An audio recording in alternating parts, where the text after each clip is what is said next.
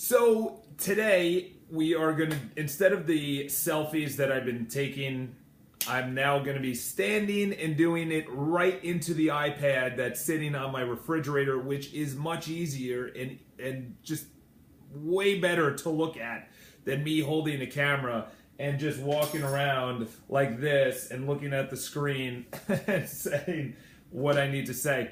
Today we're going to be talking about risk, and all I can say about risk is that I take risks. I wish I took more risks. So just going with that context, I'm just going to tell you 3 areas that I took risk and really what it meant to me and what it means to me. So number 1 is I came out of college. I went working for Oppenheimer Funds. Oppenheimer Funds is a financial, obviously, if you didn't know the funds and everything else, is a mutual fund company, and I was assisting the sales team in a marketing perspective, but then I also looked at the sales team, and it was kind of a boys club, and I really wanted to join it and everything else. I was there for about 2 years, and it's 2008, so now we're entering the recession, or the United States is, I think, already in a recession, or at least people are really getting mass layoffs. Beginning of 09 hits. I think Lehman collapses, and then Countrywide, and then Wachovia, and everyone just starts plummeting. I didn't like what I did at the time. It was very monotonous. It was just something that I went to work and I just wasn't excited about. And I know there's a lot of Americans there's a lot of people globally that are thinking that, why do I need to be going to work? Yes, it's for money, but if you don't believe in the company, that's why I think the next 10 years is going to be all entrepreneurs. It's clearly dominating right now. Big businesses, it's just people are starting and getting smarter, and the technology is easier to start companies and websites and production and shipping and whatever. But I was not happy. So they announced layoffs, and I literally raised my hand to be laid off. I literally raised my hand, and I was like, oh, I'm supposed to do that.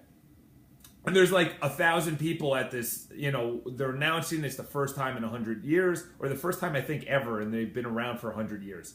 So I volunteered to be laid off, or I volunteer, and I go, oh, okay, that's not how we do it. So what I did was I walked into the guy who was giving the speech. I walked into his office, and he said, what are you doing? And I was like, he doesn't know, he has no idea who I am. He's like this senior guy, and I'm kind of like the guy that mops the floors in his mind. That's actually just a story. He probably knew who I was, but he pretended he did.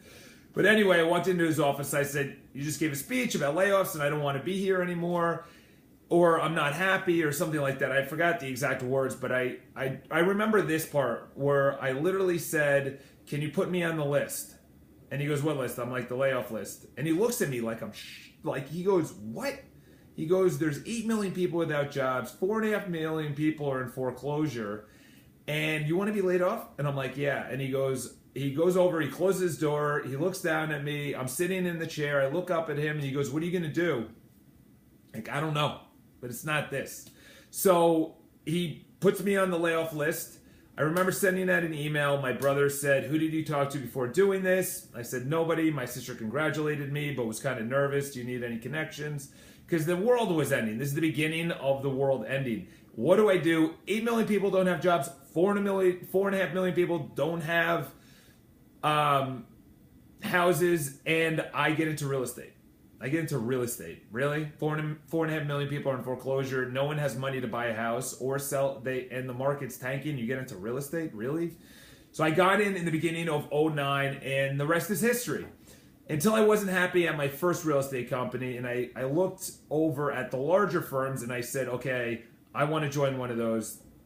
So I went out, I was getting denied, pounded on the doors of their offices, let me in for interviews, got hired by one of them, and in another video I'll talk about one of the stories of how I found my passion. So I started working for them, long story short, and then I started my own company in 2014, beginning of 2014.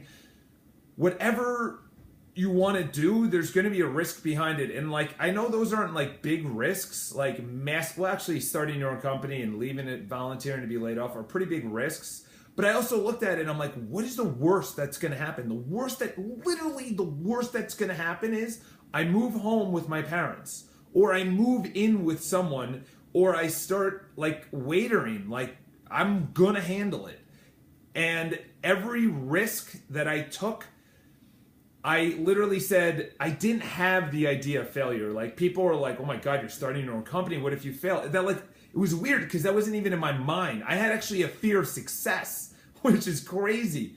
So really, I hope you grab from risk. Yes, risk is huge, but risk is necessary. It really is necessary. You cannot go and just do whatever you want in life. You just cruise. And as Jeff Olson, I don't know, one of the Olsons, not one of the Olsen twins, but an Olsen, a guy, wrote The Slight Edge, and I think it's Michael Olsen, I don't know. But anyway, it's called The Slight Edge, and literally you have to go every day, just something little incremental.